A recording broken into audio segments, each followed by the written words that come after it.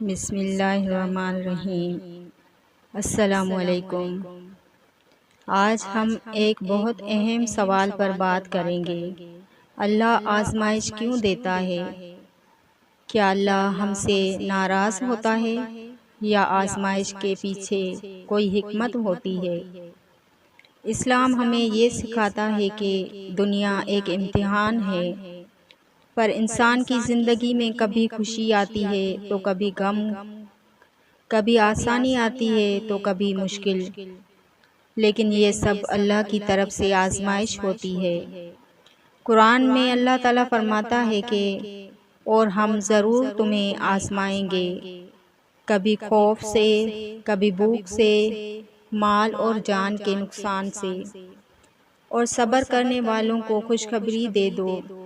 اس کا مطلب یہ ہے کہ مشکلات زندگی کا حصہ ہے، لیکن اللہ اپنے بندوں کو تکلیف دینے کے لیے نہیں بلکہ ان کا ایمان مضبوط کرنے کے لیے آزماتا ہے۔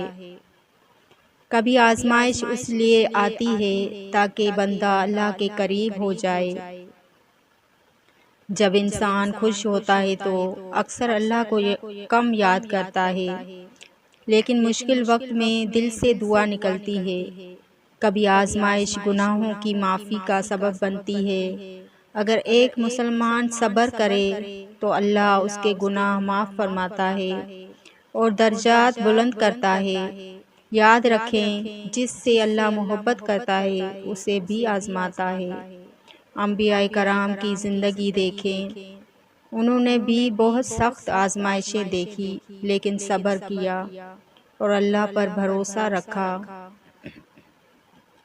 اگر آپ کی زندگی میں مشکلات ہیں، پریشانیاں ہیں، دعا قبول نہیں ہو رہی تو مایوس نہ ہو۔ اللہ سب دیکھ رہا ہے۔ ہو سکتا ہے اللہ آپ کے لیے کچھ بہتر لکھ رہا ہو۔ مشکل وقت میں یہ کام کریں، نماز کی پابندی کریں، دعا مانگیں، صبر کریں، اللہ پر بھروسہ رکھیں۔